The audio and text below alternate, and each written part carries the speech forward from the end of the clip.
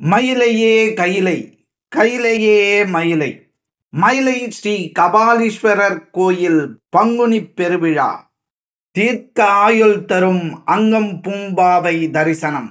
மயில் உருவம் நீங்கி சிவபெருமானை கரம் பிடித்த அன்னை பார்வதி தேவி திருக்கல்யாணம் காண்பவர்களுக்கு திருமணத் தடை நீங்கி விரைவில் மாங்கல்ய பாக்கியம் அருளக் கிடைக்கும். மயிலை ஸ்ரீ கபாலீஸ்வரர் கோயில் 63 திருவிழா. உலகில் வெல்ல முடியாதது மரணம் என்று சொல்வர். அதை அடியவரான ஞான சம்பந்த பெருமான் வென்று காட்டிய இடம் மயிலாப்பூர்.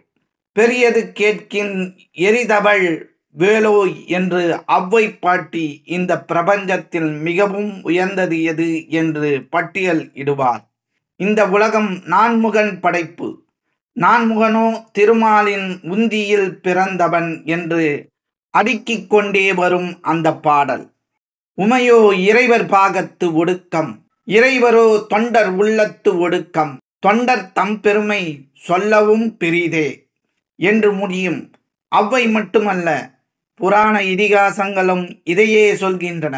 சிவனடியார்களுக்கு செய்யும் தொண்டு சிவனுக்கே செய்த தொண்டெனப்படும். இதற்கெல்லாம் அடிப்படை இறைவனே அடியார் பெருமையை உலகுக்கு உணர்த்த தன் திருவிளையாடல்கள் புரிந்தமை புராணங்களில் காணப்படுகின்றன. அத்தகைய அடியார்களை கொண்டாடி வணங்கும் திருவிழாவே மயிலாப்பூர் கபாலீஸ்வரர் கோயிலில் நடைபெறும் 63 விழா என்றால் அது மிகையல்ல. மயிலாப்பூர் தல புராணமும் அன்னை அடியார்பால் காட்டிய அன்பையே பறைசாற்றுகிறது.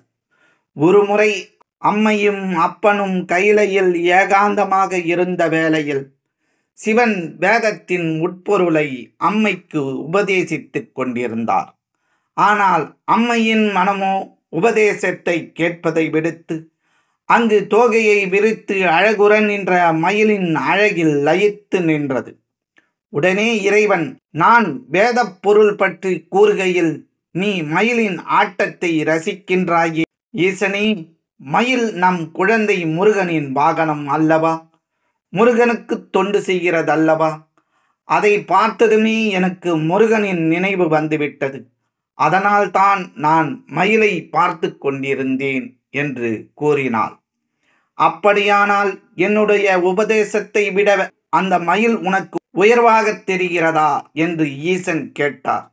தொண்டர்த்தம் பெருமையை சொல்லவும் பெரியது அல்லவா என்றாள் அன்னை.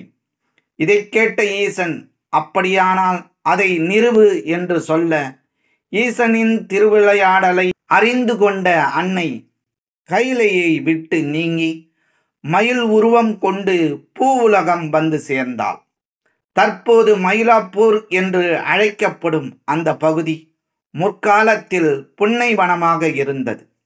புன்னை வனத்தில் மயிலாக வந்த அம்பிகை அங்கே ஒரு புன்னை மரத்தடியில் சிவலிங்கம் இருக்க கண்டு அந்த லிங்க மூர்த்திக்கு தினமும் மலர் சொரிந்து தொழுது சிவத்தொண்டு புரிந்தாள். அன்னையின் தொண்டில் மகிழ்ந்த இறைவன் அன்னை முன் தோன்றி அவளை மீண்டும் உமையவளாகச் செய்து திருமணம் செய்து கொண்ட அந்த இடத்திலேயே கோயில் கொள்ள திருவுளம் கொண்டார்.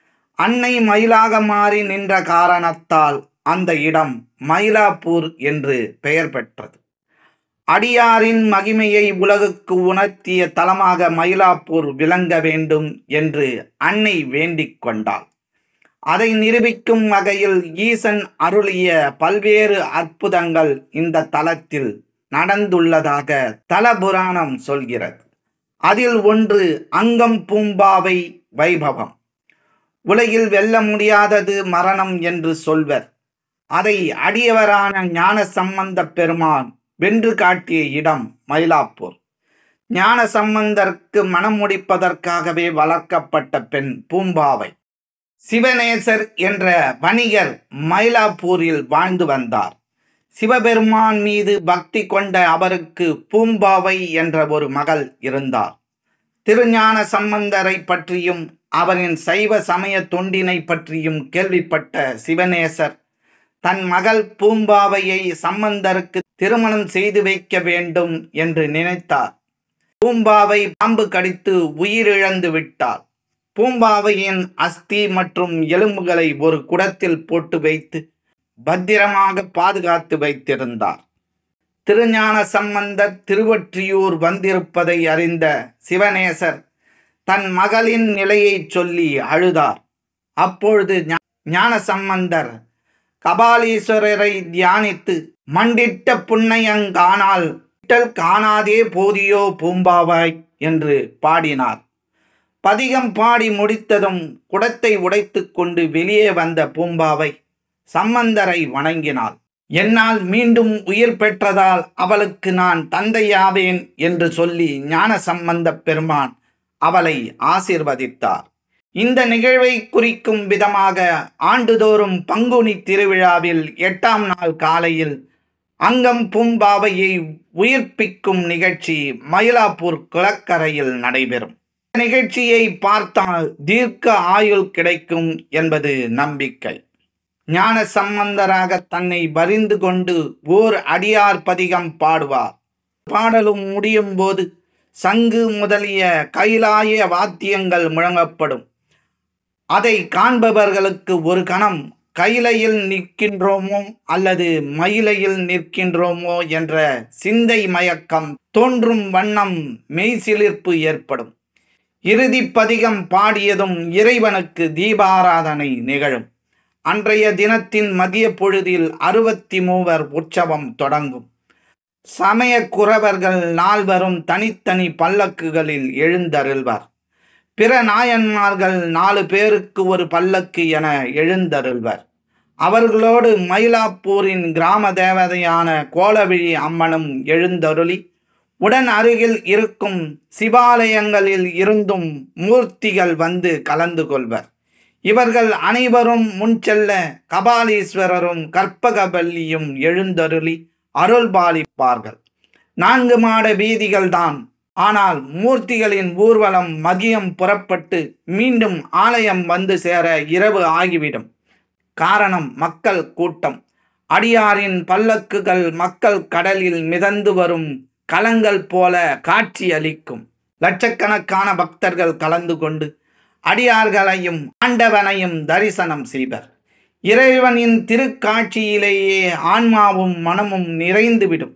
என்றபோதும் பக்தர்கள் பசியோடு இருக்கக்கூடாது என்னும் நல்லுள்ளங்கள் அங்கு நூற்றுக்கணக்கான அன்னதான கூடங்களை அமைப்பர்.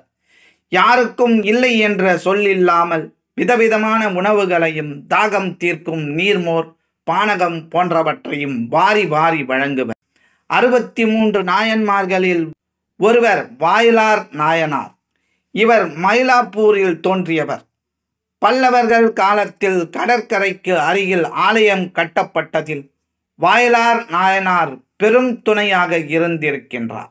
அதற்கு சாட்சியாக கற்பகாம்பிகை சந்நிதிக்கு நேராக இவருடைய திருவுருவம் இருப்பதை இன்றும் தரிசிக்கலாம். அடியவர்கள் திருக்கூட்டம் சூழ அடியார்க்கு அடியாராக பக்தர்கள் கூடும் மயிலை கபாலீஸ்வரர் கோயிலின் திருத்தேர் இந்த ஆண்டு 9/4/2025 அன்றும் 8ஆம் நாள் 63 திருவிழாவும் 63 திருவிழா வரும் 10/4/2025 வியாழக்கிழமை வருகிறது.